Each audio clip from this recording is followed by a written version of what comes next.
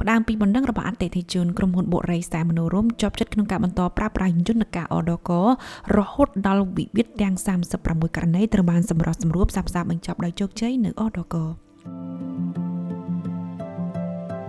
គឺផ្ដើមពីភាពចៃដន្យតំណាងក្រុមហ៊ុនបុរីសែមនោរម្យព្រែកតាតែនស្ថិតនៅភូមិស្លាញ់ដីដោះឃុំព្រែកតាតែនស្រុកពន្យាលឺខេត្តកណ្ដាលជាប់ចិត្តក្នុងការបន្តប្រើប្រាស់យន្តការដោះស្រាយវិវាទក្រៅប្រព័ន្ធតុលាការដោយការស្នើសុំសម្រុះសម្រួលផ្សះផ្សាបញ្ចប់វិវាទពី1ករណីកើនឡើងដល់36ករណីគិតត្រឹមរយៈពេល10ខែចុងក្រោយនៃឆ្នាំ2025ដោយសារតែយើងមានអតិថិជនមួយផ្ទះគាត់បានដាក់បណ្ដឹងទៅអដកគាត់បានចោទសារក្រមតុលាការគាត់ក៏ជាអ្នកដែលដាក់បណ្ដឹងមុនទៅខាងតុលាការដែរមិនមែនខាងបុរីទេចាអញ្ចឹងបានន័យថាគាត់បានដល់សាលាដំបងរហូតដល់សាលាបញ្ចប់ក៏បានចេញសារក្រមរួចរាល់ហើយយើងក៏បានអនុវត្តតាមកិច្ចសន្យាទិញលក់ជាមួយគ្នាខាងបុរីមាននីតិវិធីរបស់បុរីអញ្ជើញគាត់មកជួបដើម្បីសួរនាំគាត់លើការទូទាត់សាច់ប្រាក់ដើម្បីបង្ក្រប់ផ្ទះគាត់លើកិច្ចសន្យាទិញលក់ដែលបានកាត់ឡើងជាមួយគ្នាក៏ប៉ុន្តែគាត់អត់មានបានធ្វើការទូទាត់ទេគាត់មានតំណែងមេធាវីគាត់រហូតដល់3 4នាក់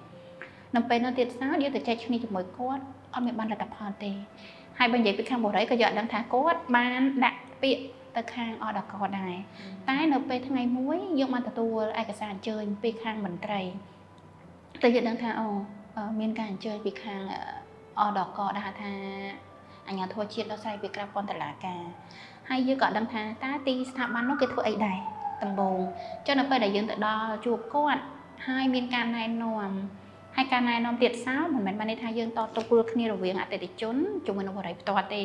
បានន័យថាអង្គម្ខាងជួបជាមួយបងមន្ត្រីអញ្ចឹងបានន័យថាបុរីជួបជាមួយនឹងបងមន្ត្រីគាត់ណែនាំពីយន្តការរបស់គាត់ជាច្រើនច្បាប់នីតិវិធីរបស់គាត់អញ្ចឹងយល់ថាកក់ដៅហើយយល់ថាកន្លែងគាត់ពិតជាមានប្រសិទ្ធភាពធ្វើឲ្យយើងឆាប់បានទទួលបានលទ្ធផលហើយជាផ្លែផ្កាយយើងទទួលបានលទ្ធផលពីខាងគាត់ពិតមែន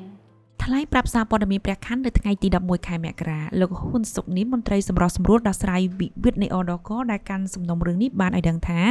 វិវាទរវាងអតិថិជននិងម្ចាស់បុរីសែនមនោរម្យភាគច្រើនគឺពាក់ព័ន្ធទៅនឹងការទូទាត់សំណងយឺតយ៉ាវតាមលោកហ៊ុនសុកនីមគិតមកដល់ថ្ងៃទី11ខែមករាវិវាទទាំង36ករណីត្រូវបានសម្រុះសម្រួលផ្សះផ្សាបញ្ចប់ជាស្ថាពរដោយ11ករណីចុងក្រោយត្រូវបានសម្រុះសម្រួលនិងផ្សះផ្សាបញ្ចប់រហូតឈានដល់ការផ្តិតមេដាយព្រមព្រៀងបិទបញ្ចប់វិវាទនាវេលាម៉ោង11យប់ថ្ងៃទី10ខែមករាលោកហ៊ុនសុកនីមក៏បានគូបញ្ជាក់ទៀតថាសំណុំរឿងនេះមានភាពស្មុគស្មាញនិងទាមទារពេលវេលាក្នុងការសម្រុះសម្រួលនិងផ្សះផ្សាតែទោះជាយ៉ាងណាក៏ដោយចោះលោកហ៊ុនសុកនីមបានគូបញ្ជាក់ថាក្នុងនាមជាមន្ត្រីសម្រុះសម្រួលផ្សះផ្សាបញ្ចប់វិវាទគឺលោកត្រូវតែអត់ធ្មត់និងផ្ដល់ការពន្យល់នានាដើម្បីឲ្យវិវាទឈានដល់ការស្រោះស្រួលគ្នាជាបទពិសោធន៍មួយទៀតនៅក្នុងរឿងនេះគឺភាគីគឺប្រកាន់គោលជំហរឈ្នះចាញ់ចិត្តច្រើនដែរដោយសំណុំរឿងខ្លះយើងត្រូវការពេលយូរដែរតាំងពីពេលព្រឹករហូតដល់ពេលល្ងាច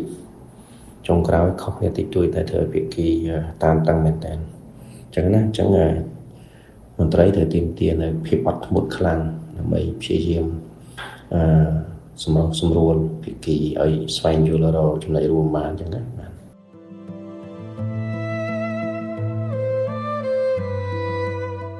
ព្រមពេលជាមួយគ្នានេះកញ្ញាពួនលក្ខណៈក្នុងនាមជាតំណាងក្រុមហ៊ុនបុរីសែមមនោរម្យលើកឡើងដោយអារម្មណ៍សប្បាយចិត្តថាទីបំផុតបន្ទុកបញ្ហាដ៏ធំរវាងអតិថិជននិងបុរីត្រូវបានសម្រុះសម្រួលផ្សះផ្សាបញ្ចប់ដោយជោគជ័យបន្ទាប់ពីប្រើប្រាស់យន្តការអដកលើកទី1កញ្ញាពួនលក្ខណៈដែលជាតំណាងក្រុមហ៊ុនបុរីសែមមនោរម្យព្រែកតាតែនក៏បានមើលឃើញប្រសិទ្ធភាពចំនួន5ចំណុចចាទី1ដោយសារតែពេលដែលយើងសម្រេចថាជ្រើសរើសនៅយន្តការដោះស្រាយវិវាទនៅក្រៅប្រព័ន្ធតុលាការហៅកាត់ថាអដកទី1គឺរហ័សទី2ទទួលបានលទ្ធផលលឿនទី3គឺមានភាពស្មើភាពគ្នារវាងគូវិវាទទាំងពីរបានចរចាគ្នាដល់មុខគ្នាហើយទី4នេះគឺ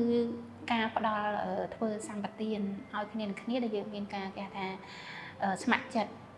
ចាហើយទី5នោះបានន័យថាយើងចំណេញពេលហើយក៏យើងអត់ចំណាយថវិកាទៅលើការរកមេធាវីផ្សេងហើយសម្រាប់យើងនិយាយពីបុរីយើងបានចំណេញពេលយើងបានដោះស្រាយ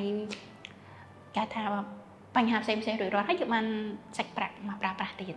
ថ្លែងក្នុងនាមជាតំណាងក្រុមហ៊ុនកញ្ញាពួនលក្ខណៈយកឃើញថាការដែលរដ្ឋាភិបាលដាក់ចេញយន្តការដោះស្រាយវិវាទក្រៅប្រព័ន្ធតុលាការនេះឡើងគឺពិតជាល្អ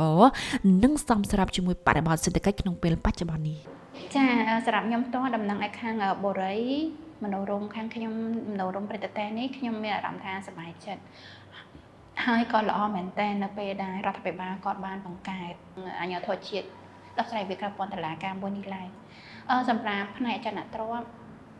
ដូចជាបច្ចុប្បន្ននេះអញ្ចឹងយើងមានអតិថិជនជាច្រើនដែលគាត់ខកខានលើការបង់ប្រាក់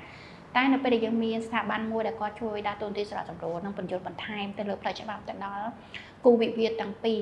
ធ្វើឲ្យរដ្ឋផលយើងទទួលបានហើយមានភាពរហ័ស